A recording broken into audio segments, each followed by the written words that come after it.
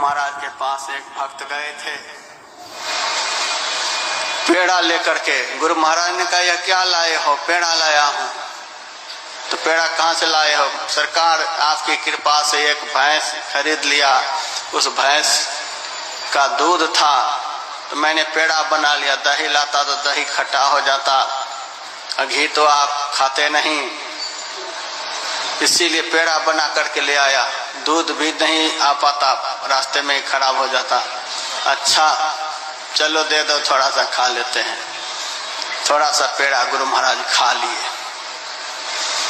सब सेवक कहने लग गए, सरकार आप तो भैंस दूध का पेड़ा खाते नहीं, तो आज कैसे खा लिए?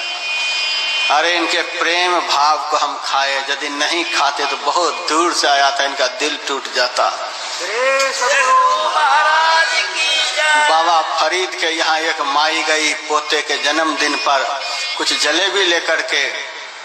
बाबा फरीद ने उस जलेबी को स्वीकार कर लिया। माई कहती है कि महाराज आपको जलेबी पसंद है, इसलिए जलेबी लेकर के मैं आ गई, लेकिन अफसोस यही है कि रोजा आपका चल रहा है, रोजा के दिन में तो दिन में आप खाते नहीं हो, इसीलिए बाबा आप जलेबी को खाना नहीं, इस बच्चे को केवल आशीर्वाद दे दो, खाओगे तो रोजा आपका टूट जाएगा।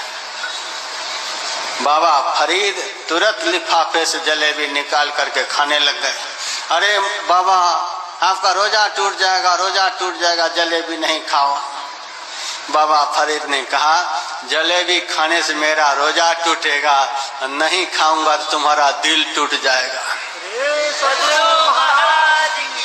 समाज के दिल को जोड़ने के लिए साधु होते हैं, समाज के दिल को तोड़ने के लिए साधु नहीं होते, इसीलिए मैंने खा लिया। गुरु महाराज ने कहा, यदि मैं पेड़ा नहीं खाता तो इनका दिल टूट जाता। वह चला गया। कुछ दिनों के बाद फिर वह आया। गुरु महाराज ने कहा, इस बार पेड़ा नहीं लाया, इस बार पेड़ा लेकर नहीं आया। सरकार आपकी कृपा से भैंस मर गई। गुरु महाराज खूब हंसे, मेरी कृपा से भैंस मर गई? सरकार मेरे जीवन में जो भी दुख आता है, जो भी सुख आता है, मैं समझता हूँ सब में आपकी कृपा ही है। तो भक्त चला गया। उसके बाद 15-20 साल के बाद आश्रम आया। गुरु महाराज फिर पहचान गए। कहो कैसे आए हो? आपकी कृपा से महाराज बहुत खुश हूँ, बहुत प्रसन्न हूँ। तो पूज्यपात महर्षि संतसेवी परमहंस जी महाराज कहते हैं, आपने तो उस दिन गुरु महाराज के सामने बोले थे आपकी कृपा से भैंस मर गई, तो गुरु महाराज की कृपा से भैंस भी मरती है। उन्होंने कहा गुरु महाराज की कृपा से भैंस मर गई तो उससे लाभ क्या हुआ? मेरा जो लड़का था पढ़ने का नाम नहीं लेता था, भैंस में ही लगा रहता था दिन रात। जब भैंस मर गई तब वह पढ़ना शुरू कर दिया। और पढ़ते पढ़ते आज बेंगलोर में बहुत बढ़िया इंजीनियर बन गया है। साल में 18 लाख रुपए कमा कर लाते हैं।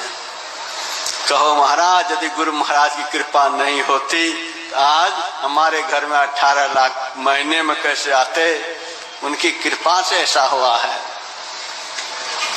हम लोग तो पाप कर्म करते करते पाप के आदती हो गए हैं, आदत पड़ गई है, लेकिन गुरु महाराज के अंदर हम लोगों के ऊपर कृपा करने की आदत पड़ गई है। बिंदु कवि कहते हैं, कृपा की न होती आदत तुम्हारी तो सुनी रहती अदालत तुम्हारी। इनके अंदर कृपा करने की आदत है। कुछ भी करके इस दरबार में हम लोग आ जाएं, गुरु महाराज क्षमा करके ही छोड़ेंगे।